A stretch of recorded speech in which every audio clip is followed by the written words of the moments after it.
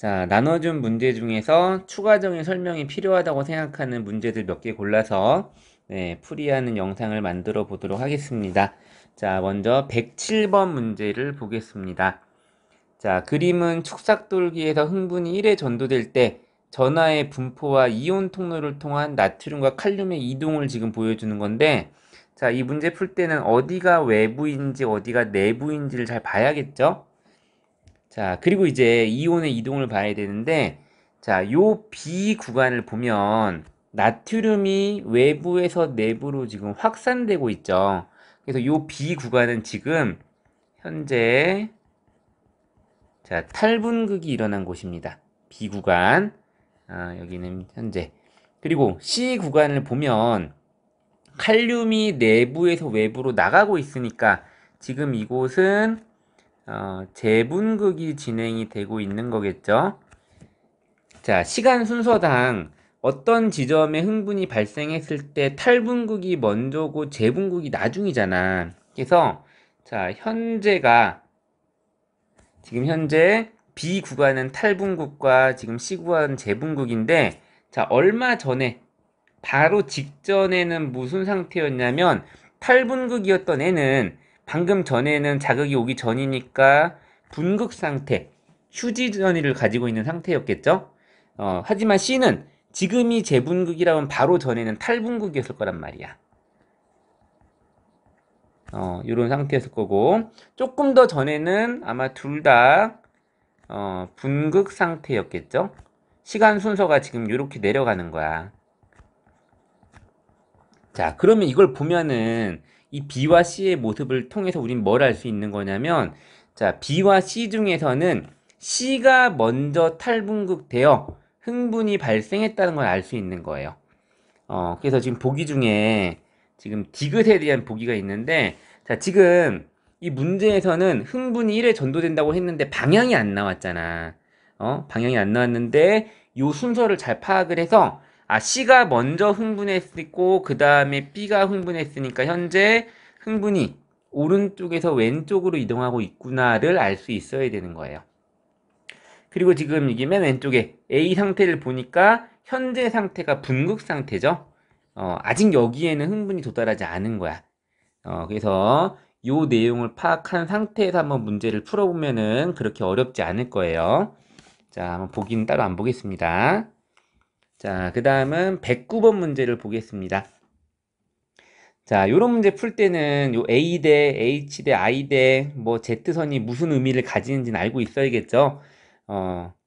자, 그래서 보면은 자, 기억 보면 자, 근육이 수축할 때는 자, 액틴 필라멘트랑 마이오신 필라멘트의 자체의 길이는 변하지 않죠. 그렇기 때문에 마이오신 필라멘트가 있는 구간의 길이를 나타내는 A대의 길이는 짧아지는 게 아니고 일정합니다. 변하지 않아요. 기억은 틀렸고, 자, 니은. 자, H대는 기억으로만 이루어졌다 있다고 하는데, 자, 오른쪽 그림 보면 자, 더 굵게 표현한 이게 마이오신 필라멘트고 더 얇게 표시한 요 니은이 액틴 필라멘트입니다. 요런 그림 보면서 구분할 수 있어야 돼요. 자, 니은 맞는 말이고, 자, 디귿.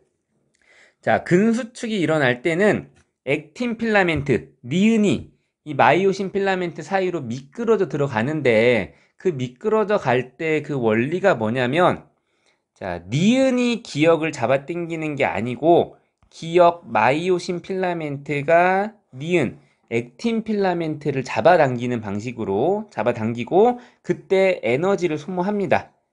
요 말은 맞는데 요 기억과 니은이 지금 방향이 반대가 됐어요.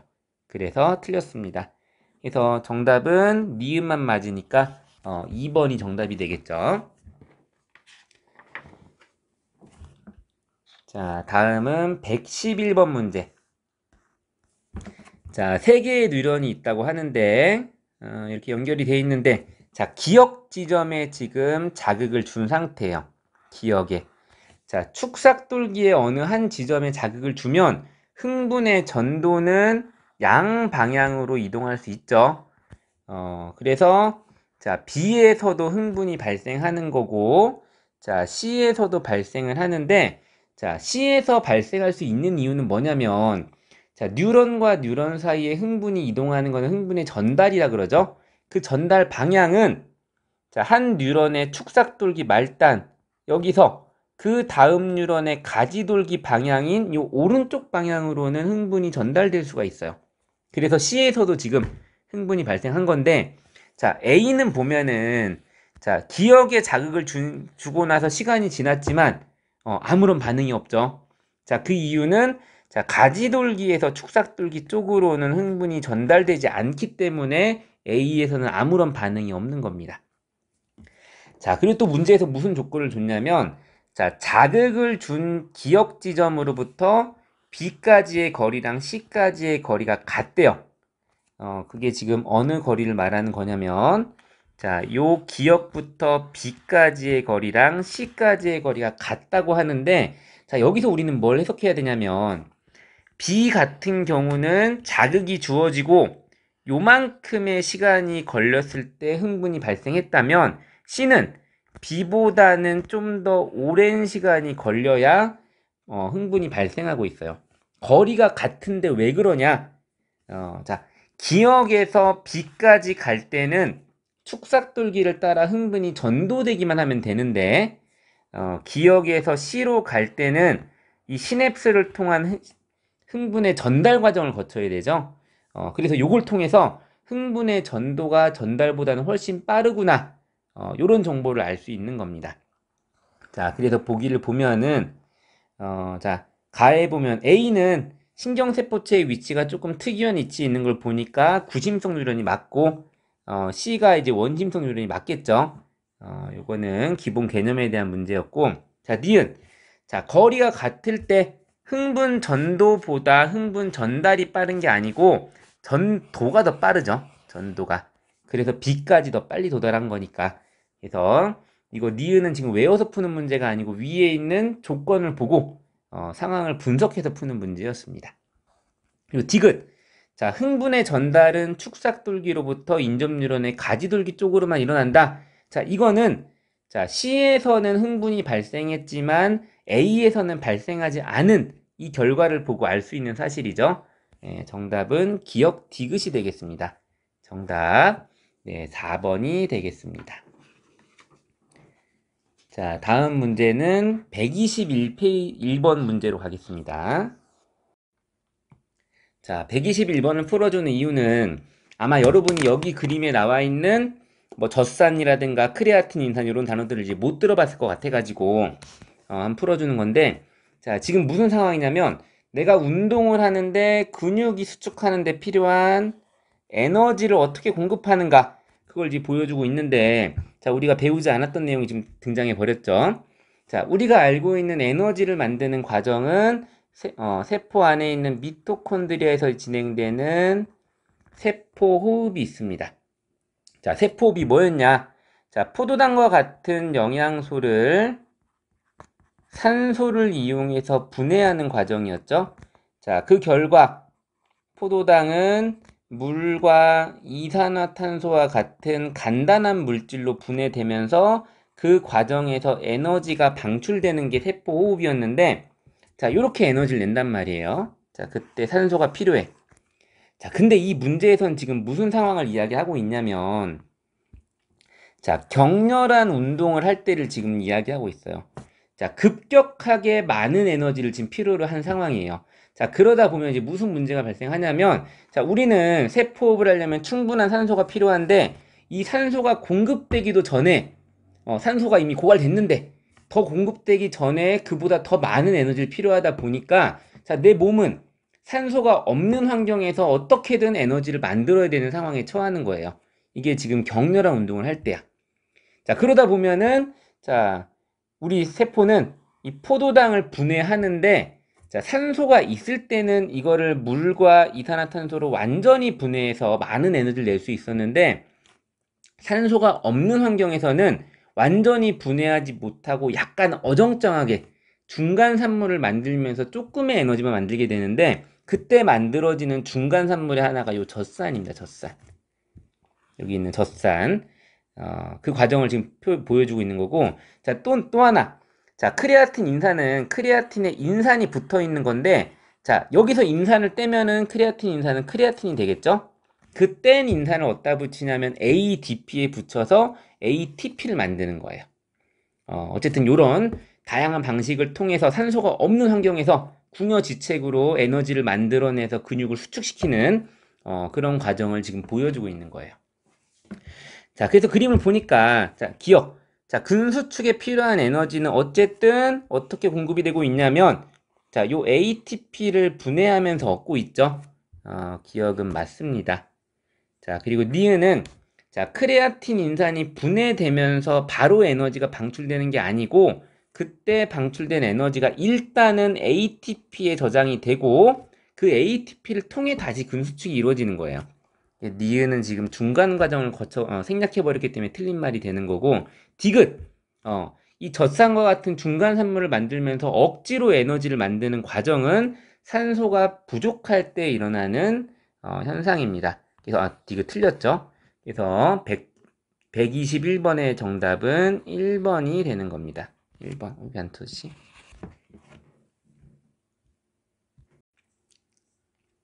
자, 다음은 138번 문제입니다. 자, 요 문제는 이 A, B, C, D가 지칭하는 게 뭔지 잘 모르겠다는 질문들이 좀 많이 들어와서 그것만 좀 부연 설명하겠습니다. 자, A는 요거예요, 요거. 자, 척수에서 뇌로 들어가는 신경. 요게 A입니다, A. 자, 그 다음에 B는 여기 척수 안에 있는 요 구심성 뉴런과 원심성 뉴런을 이어주고 있는 요게 B고, 자, 그 다음에 이 척수에서 나가는 원심성 뉴런, 요게 C입니다, C. 자, 근데 이제 D가 좀 헷갈리는데, 이 문제에서 지금 D가 뭘 지칭하고 있냐면, 뇌에서 척수를 향해 내려오고 있는 요 신경, 요거를 지금 가리키고 있어요. 요게 D예요, D. 자, 그러니까 뇌에서 내리는 명령을 지금 척수로 내려보내는 그런 신경인데, 이 디귿만 봅시다. 자, 그래서 이 D가 마취되면 자, 뇌에서 척수를 향해 내려오는 명령이 못 가는 거잖아. 그래서 손의 통증은 느낄 수 있는 거예요. 통증은 A를 통해 올라가겠지. 척수를 통해 들어온, 손에서 들어온 통증이 A를 통해 뇌로 가는데 뇌가 내리는 명령이 지금 D를 통해 나가는 거기 때문에 통증은 느낄 수 있는 겁니다. 그래서 요 A, B, C, D가 뭔지 안 상태에서 한번 문제를 잘 풀어보도록 합시다. 자, 그 다음은 140번 문제는 자, 지금 무릎 반사는 뭐 척수가 중추가 되는 그런 반사다. 무릎을 톡 치면 대뇌의 명령을 받지 않고도 척수가 알아서 반응한다. 뭐 그 정도는 알고 있을 텐데 자, 다리가 들어 올려지고 또는 내려갈 텐데 자, 그때 수축하는 근육이 좀 달라요. 자, 근육이 수축하면은 얘가 땡긴다고 이제 보면 돼. 자, 그래서 자, 다리를 들어 올릴 때는 위쪽에 있는 근육, 요 근육이 수축을 해야 다리가 들어 올려질 수 있어요. 그래서 요 B를 통해서 흥분이 전달되어야 다리가 들어 올려지겠죠? 반대로 다리를 내릴 때는 밑에 있는 근육이 수축하면서 당겨줘야 되는데, 그래서 요 C가 수축을 할 때, 요 C에 있는 요 근육이 수축할 때는 다리가 내려가게 됩니다. 그래서 어떤 근육이 수축할 때 다리가 들어 올려지고 내려가는지 요거를 안 상태에서 한번 문제를 풀어보면 네, 그렇게 어렵지 않게 풀 수 있을 겁니다.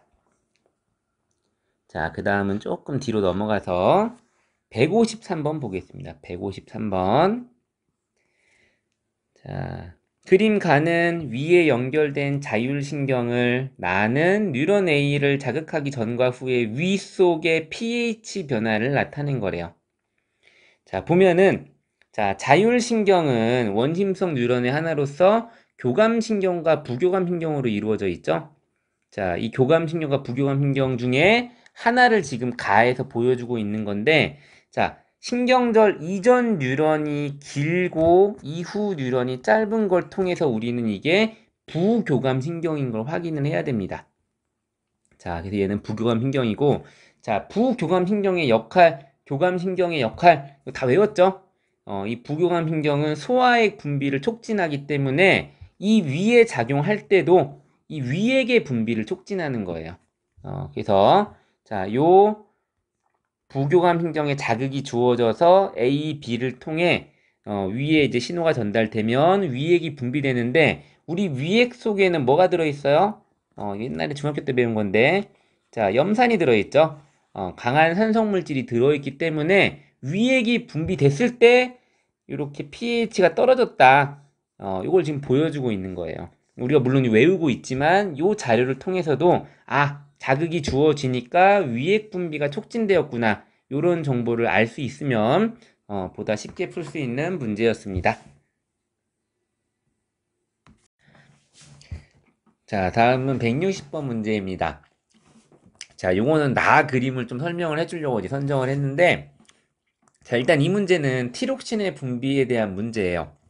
자, 티록신이 분비되면, 자, 자신을 분비하게 만들었던 원인 물질인 TRH와 TSH 분비를 억제하면서 이 결과가 원인을 억제하는 음성 피드백 방식의 예시인데, 자, 그와 비슷한 방식으로 자, 항온기의 온도가 일정하게 유지되는 원리로 지금 나를 보여주고 있어요. 자, 이게 뭐냐면, 자, 여기 전열선이 있어가지고, 여기 전선이 연결되어 있으면 여기서 열이 발생하는 거야. 자, 열이 발생하면 여기 있는 이 합금이 휘면서 얘를 떼서, 더 이상 열이 발생하지 않게 만들어주는 그런 원리를 보여주고 있는데, 자, 여기서 얘가 휘는 원리를 여러분이 좀 이해를 할 필요가 있는데, 자, 보면, 여기 있는 요 금속이 위에 있는 물질과 아래에 있는 물질이 지금 다릅니다. 자, 요걸 통해 이제 뭘 알 수 있냐. 자, 지금, 자, 위에 있는 금속하고, 자, 그 아래에 있는 금속을 서로 다른 금속을 지금 붙여 놓은 거야, 지금. 자, 그런데 여기에 열이 가해지면 분자들의 움직임이 활발해지면서, 부피가 팽창하겠죠? 자, 근데 이제 물질마다 이 팽창하는 값이 고유한 값이기 때문에 위에 있는 물질과 아래에 있는 물질이 팽창하는 정도가 달라집니다. 그래서, 자, 아래에 있는 물질은 조금만 팽창하는데, 예를 들어서 이렇게 위에 있는 물질은 좀 더 많이 팽창할 수도 있겠죠? 물질마다의 고유한 특성이니까. 근데 문제는, 얘는 지금 요 끝을 붙여놓은 상태에서 지금 합금을 만들었단 말이야. 그 상태에서 위에 있는 물질과 아래에 있는 물질이 서로 다른 크기로 팽창하다 보니까 이 끝이 이어져야 되다 보니까 이거 어떻게 되냐면 끝이 붙은 채로 서로 다른 길이로 팽창하다 보니까 이런 식으로 이제 휘게 되는 거야. 자, 요래야만 더 긴 애가, 그리고 더 짧은 애가 끝을 이제 유지하면서 같이 붙어 있을 수도 있는 거겠죠. 그래서 더 많이 길어지는 애가 더 짧게 길어진 애를 이렇게 휘감으면서, 휘게 되는 건데, 이것도 마찬가지겠죠. 자, 위에 있는 합금이 더, 길게 길어져서, 더 많이 길어졌기 때문에 그 밑에 있는 애를 감싸면서 휘어버리는 거야. 자, 그래서 그런 원리를 통해서, 온도가 올라갔다는 결과가 그 온도를 올라가게 만들었던 이 회로의 연결을 끊어버리는 결과가 원인을 억제하는 음성 피드백의 예시로 제시된 그런 문제입니다. 그래서 이 원리를 안 상태에서 한번 문제를 풀어보면 그렇게 어렵지 않을 거예요. 자, 이렇게 맞추고 한번 풀어보세요. 자, 그리고 우리는 177번을 풀러 가겠습니다. 자, 177번. 자, 여기는 항이뇨 호르몬이 나왔네. 자, 항이뇨 호르몬은 뇌하수체 후엽에서 나오는 호르몬으로서, 자, 얘가 분비되면 콩팥에서 수분 재흡수를 촉진하는 거죠. 자, 그런 호르몬인데, 자, 요 문제를 왜 풀어주냐면, 여러분이 지금 흑백 프린트를 받았잖아. 요 색깔이 안 보여, 지금. 자, 그치만 여러분은 요게 안 보이지만 풀 수가 있어야 돼. 자, 왜냐면 지금 자, 혈장의 삼투압, 혈액량, 동맥의 혈압을 지금 보여주고 있는데 자, 이것과의 관계를 이제 보면 자, 항이뇨 호르몬이 분비되어 수분이 재흡수되면 내 몸의 수분량이 늘어나는 거죠. 내 몸에 물이 많아지니까 내 몸의 농도가 낮아지는 거야.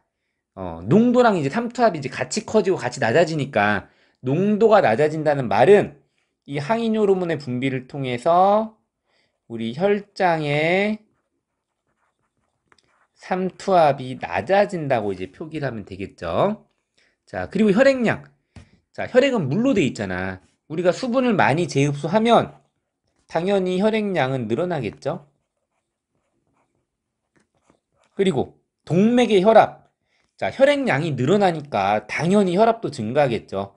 더 많은 피가 심장에서 나가려고 하니까 혈액량이 증가하면 혈압도 같이 증가하는 거야. 즉, 자, 이 항이뇨 호르몬이 분비되면 그 결과가 뭐냐면 혈장 삼투압은 낮추고 혈액량과 혈압은 높이는 역할을 하는 게 항이뇨 호르몬이란 말이야. 그러면 항이뇨 호르몬이 혈장 삼투압을 낮추는 역할을 하니까 언제 분비되겠어? 혈장 삼투압이 높을 때 분비되겠지. 그러니까 이 그래프인 거지. 혈장 삼투압이 높으면 높을수록 ADH가 많이 분비되고 있잖아. 그지? 자, 그리고 자, 이 ADH의 분비는 혈액량과 혈압을 높이잖아. 높여주는 애야. 그럼 언제 많이 나오겠어? 혈액량과 혈압이 낮을 때 나오겠지? 그래서 이 두 개의 그래프.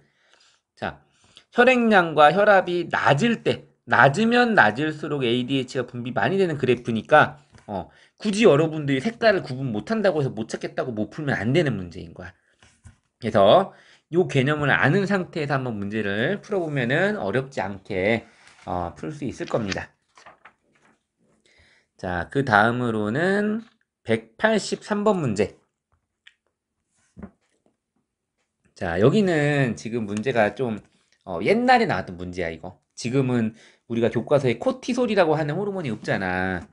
자, 여기 뭐냐면, 자, ACTH라는 부신 겉질 자극 호르몬이라는 애가 있어. 얘를 또 어떤 내분비 샘에서 이제 분비하겠지.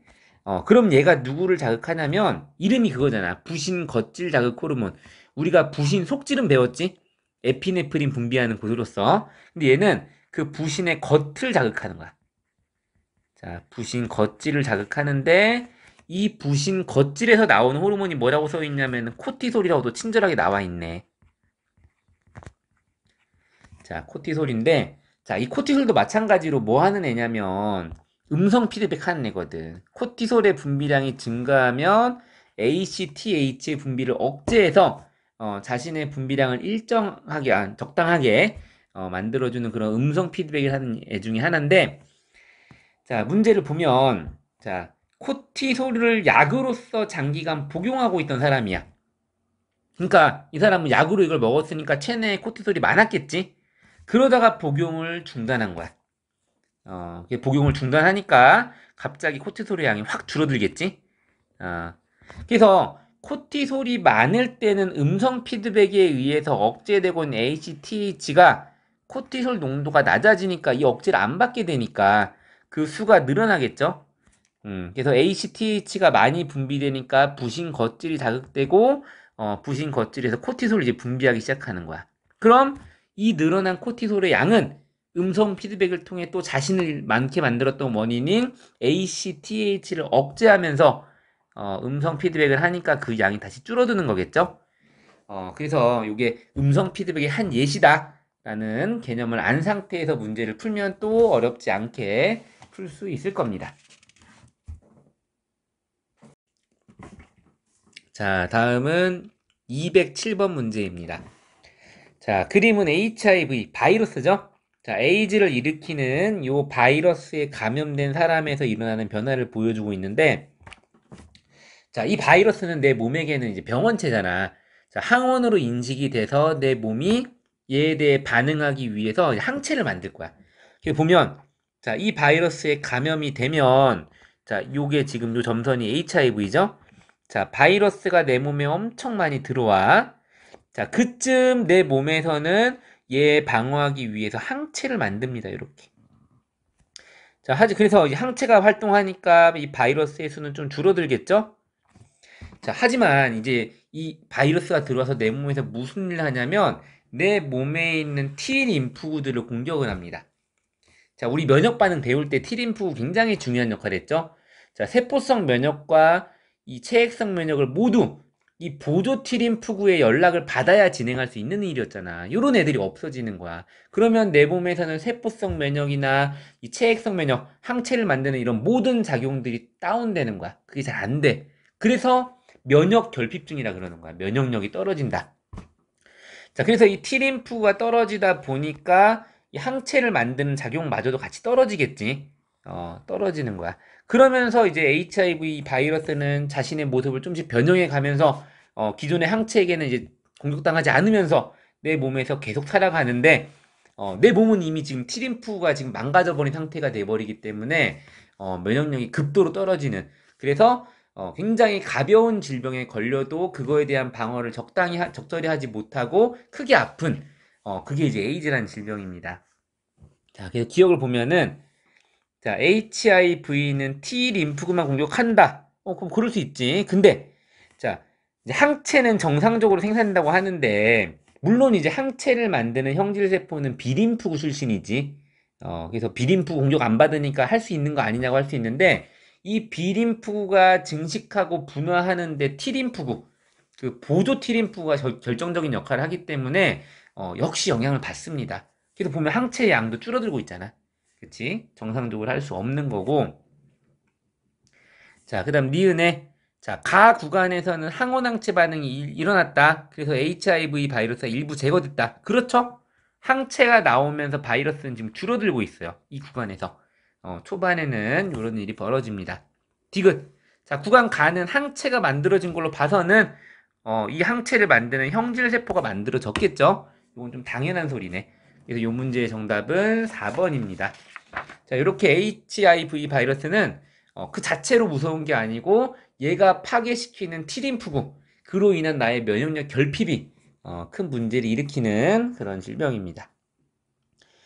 자, 한 장 넘어가서 자, 212번을 볼 건데, 자, 혈액 응집하고 혈액 응고가 이제 뭐가 다르냐면, 자, 우리가 배웠던 자, 응집원과 응집소가 만나서 마치 항원항체 반응을 하는 것처럼 피가 굳어버리는 걸 혈액의 응집이라 그러고, 혈액의 응고는 우리의 혈액이 산소를 만나서 굳어버리는 걸 혈액 응고라 그래요.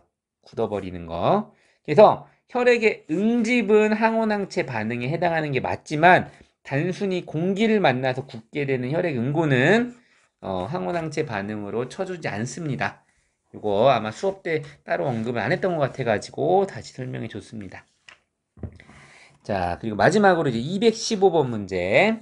자, 요거를 보면은 자, 이 그림은 뭐냐면 자, 실험 1은 이 양한테 탄저균을 바로 주사했더니 죽었어. 근데 실험 2에서는 병원성이 약화된 탄저균을 집어넣을 때는 병에 걸리지 않았는데 그 다음에 시간이 흘러 실제 탄저균을 집어넣는데도 얘는 병에 걸리지 않더라. 즉, 병원성이 약화된 탄저균이 백신의 역할을 해서 이 양에게 탄저균에 대한 기억세포를 만든 거고, 실제 탄저균이 들어갔을 때 이 기억세포가 작용을 하면서 빠른 속도로 많은 양의 항체를 만들면서 적절한 반응을 한 거죠.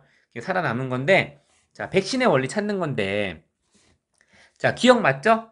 자, 예방접종한다고 하니까 맞는 말이에요. 자, 그리고 니은 보면은, 자, 이걸 설명하려고 지금 이 문제를 찝었는데, 자, 혈청을 주사한대, 혈청을. 자, 요거 알아야 되는데, 자, 혈액이 공기를 만나서 응고가 돼버리는데, 공기를 만나면, 자, 그 응고가 되지 않도록 억제제를 처리한 상태에서 여기다가 혈액을 집어넣으면은, 혈액은 두 층으로 나눠집니다.